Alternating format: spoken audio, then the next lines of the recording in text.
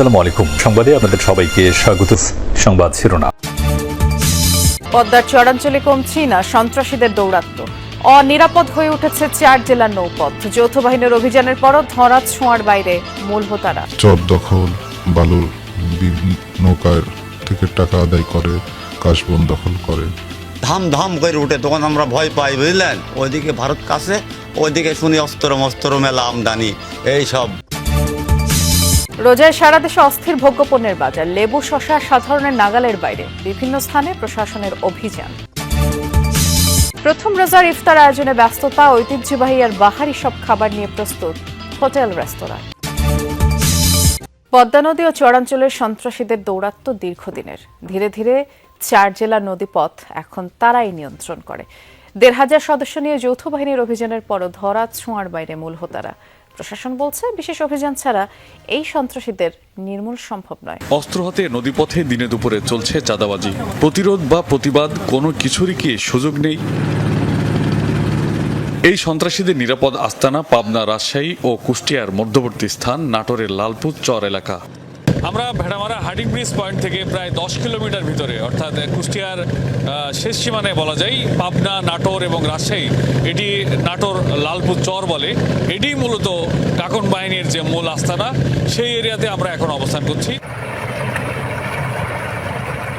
নাসির সাহেবের কথা বলে, ঠিক আছে, ওরা কিছু লোকজন নিয়ে আসার পরে দেখা যাচ্ছে যে আমাদেরকে এখান থেকে ধরে নিয়ে যায়।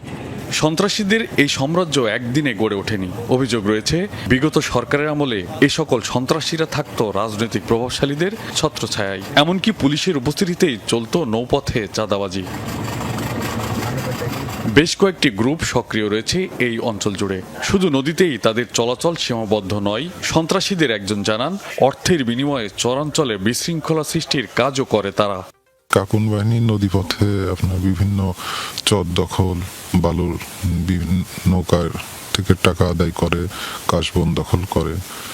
নদীপথে হয় যেগুলো হয় আর কি, এগুলাই নিয়ন্ত্রণ করে। লোকালয়ে এসে সাধারণ মানুষের উপর কোনো ধরনের অত্যাচার বা কোনো রাজনৈতিক গ্রুপের হয়ে কাজ করে, এরকম কোনো শঙ্কা কাজ করে? হয়, অনেক সময় কিছু আতঙ্ক সৃষ্টি করতে হলেও করা লাগে, এটা পরিবেশ বুঝে। ধাম ধাম করে উঠে তখন আমরা ভয় পাই, বুঝলেন। ওইদিকে ভারত কাছে, ওইদিকে শুনি অস্ত্র মেলা আমদানি, এই সব। নৌপুলিশও বলছে, বাহিনীগুলোর নাম শুনেছে তারা। তবে অবাক করা বিষয়, তাদের কাছে নেই সন্ত্রাসীদের কোনো তালিকা। বাহিনী তালিকাভুক্ত নয়, বাহিনীর নামে শুনি আর কি, যে আপনার কাকন বাহিনী, মন্ডল বাহিনী, কালু বাহিনী, এই ধরনের আমরা শুনি, কিন্তু আমরা কোনোদিন তাদের মুখোমুখি হই নাই। সম্প্রতি চরাঞ্চলে সন্ত্রাসী দমনে 4 জেলায় অভিযানে নামে আইন শৃঙ্খলা বাহিনী। প্রায় 1,500 সদস্যের অভিযানে অস্ত্রসহ বেশ কয়েকজন আটক হয়। কোনো বাহিনী এমনিতে গড়ে ওঠে না, প্রত্যেকটা বাহিনীর সাথে 40-50 জন করে লোক আছে। তো এই যারা এই কাজটাতে সম্পৃক্ত হয়, তাদের একজন গডফাদার আছে, গডফাদারের আবার গডফাদার আছে। সুতরাং এই জিনিসগুলোকে আনার্ট করতে গেলে আপনার একটু কাঠখড় পোড়া কাজ করতে হয়। অস্ত্র উদ্ধার এবং সন্ত্রাসীদের ধরতে বড় পরিকল্পনার কথা জানালেন পুলিশ সুপার। বিশেষ অভিযানবাদী সন্ত্রাসীদের নির্মূল সম্ভব নয় বলছেন জেলা প্রশাসক। এখন আপাতত আমরা চাচ্ছি যে বাহিনী অস্ত্রগুলো উদ্ধারের মধ্যে অবশ্যই ফোকাস থাকবে, প্রায়োরিটি থাকবে। সাথে সাথে তুমি যদি নদীতে থাকতে চাও, নদীতেই থাকো, তোমাকে আমরা স্থলে উঠতে দিব না। এই পুলিশের বা আইন শৃঙ্খলা রক্ষা বাহিনীর এই প্রেজেন্সটা আমরা ওই এলাকায় শো করছি। আমি সেন্ট্রাল গভর্নমেন্টকে আমি জানিয়েছি যে এইখানে সম্পূর্ণ ভিন্ন একটি অপারেশনের মধ্য দিয়ে এই টোটাল বিষয়টিকে আসলে দেখা যেতে পারে। এটি কোনো সাধারণ অপারেশন দিয়ে এই জায়গা আসলে নির্মূল করা সম্ভব না।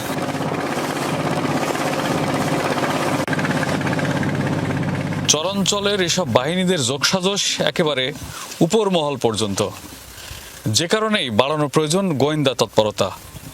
তবে সচেতন মহলের দাবি, রাজনৈতিক এবং প্রশাসনিক সদিচ্ছা থাকলেই এসব বাহিনীদের একেবারেই নির্মূল করা সম্ভব। রমজানের প্রথম দিনেই সারা দেশে চড়া নিত্যপণ্যের বাজার। গত সপ্তাহের তুলনায় প্রতিটি পণ্যই বেশি দামে বিক্রি হচ্ছে। 2 সপ্তাহের ব্যবধানে লেবুর দাম বেড়েছে দ্বিগুণের বেশি। বর্তমানে 1 হালি লেবু স্থান ভেদে 120 থেকে 140 টাকায় বিক্রি হচ্ছে। দেশি পেঁয়াজ বিক্রি হচ্ছে 52 থেকে 70 টাকায়। বেগুন, কাঁচামরিচ, শসার দামও শতকের ঘর ছাড়িয়ে গেছে। ছোলা মানভেদে বিক্রি হচ্ছে 70 থেকে 90 টাকায়। 300 টাকার নিচে ইফতার অন্যতম যে অনুষঙ্গ খেজুর সেটি মিলছে না। ব্রয়লার মুরগি বিক্রি হচ্ছে 190 থেকে 200 টাকায়। গরুর মাংসের দর ঊর্ধ্বমুখী। বিক্রেতাদের দাবি, রমজানে এই সকল পণ্যের চাহিদা থাকে বেশি, সে তুলনায় সরবরাহ না থাকায় দাম কিছুটা বেড়েছে। অন্যদিকে ক্ষোভ প্রকাশ করে ক্রেতারা বাজার মনিটরিং এর দাবি জানিয়েছেন। রমজান আসলে তো দাম বাড়ে সব কিছুর, আমাদের চাহিদা বেড়ে যায়। আমরা যে জিনিসটা এক সপ্তাহে কিনতে পারি সে জিনিসটা আমরা বেশি করে নিয়ে রাখি, এর জন্য হয়তো দাম বাড়ে। দাম বাড়ার কারণে আমরা আগে যতটুকু কিনতে পারতাম তার থেকে এখন আরও কম কিনতে হচ্ছে, কিনতে পারতেছি না। যেমন ধরেন যে লেবুর দাম 100 টাকা করে হালি চাচ্ছে, 80 টাকা করে হালি চাচ্ছে। যে লেবু আমরা কিছুদিন আগেও 20 টাকা 30 টাকা করে হালি কিনছি, এখন কি করবো, এক পিস কিনে নিয়ে যাচ্ছে। যখন আগে হালি কিনতাম এখন এক পিস করে কিনে নিয়ে যাচ্ছে। বেগুনের কেজিতে 40 টাকা বেড়েছে, আর কল্যাতে বেড়েছে 20 টাকা, আর শশাতে বেড়েছে হলো 40 টাকা কেজিতে। রমজানে দ্রব্যমূল্য নিয়ন্ত্রণে রাখতে দেশের বিভিন্ন স্থানে অভিযান পরিচালনা করেছে ভ্রাম্যমাণ আদালত।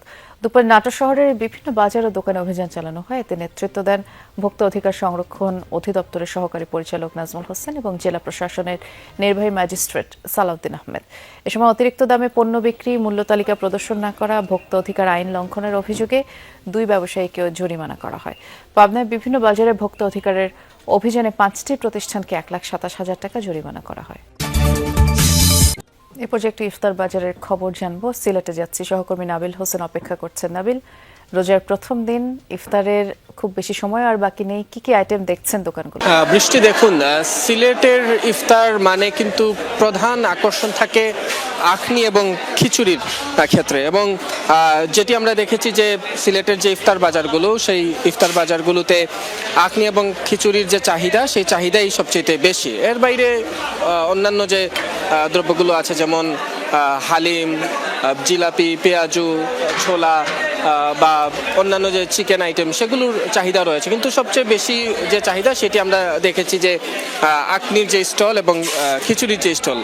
একটা সময় শুধুমাত্র আসলে বাসা বাড়িতেই এই খিচুড়ির বানানোর প্রচলনটা ছিল, কিন্তু চাহিদা বাড়ার সাথে সাথে এখন বাণিজ্যিকভাবে আমরা রেস্টুরেন্টগুলোতে দেখেছি যে খিচুড়ির যে বিক্রির যে বিষয় বা চাহিদার যে বিষয়, সেটি আমরা আসলে লক্ষ্য করছি। আমরা যদি একটু চেষ্টা করি একটু কথা বলার জন্য, আসলে এই যে আপনি তো দীর্ঘদিন ধরে আসলে ইফতার বাজারের সাথে জড়িত এবং এই রেস্টুরেন্ট ব্যবসার সাথে জড়িত, কোন আইটেমের সবচেয়ে বেশি চাহিদা আসলে আপনাদের কাছে মনে হচ্ছে আর কি?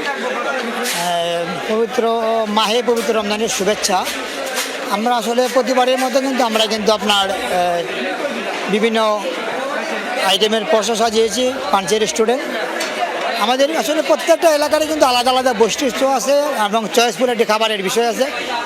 ইফতারের আগ মুহূর্তে কিন্তু আমাদের সিলেটে বিফ আখনি, চিকেন আখনি, বিশেষ করে পাতলা খিচুড়ি বাজানোটা আমাদের এখানে বেশি, বা আমাদের সিলেটের মানুষের বেশি। আমরা নিশ্চয়ই সেটি শুনছিলাম যে পাতলা খিচুড়ি বা আখনির যে বিষয়টা।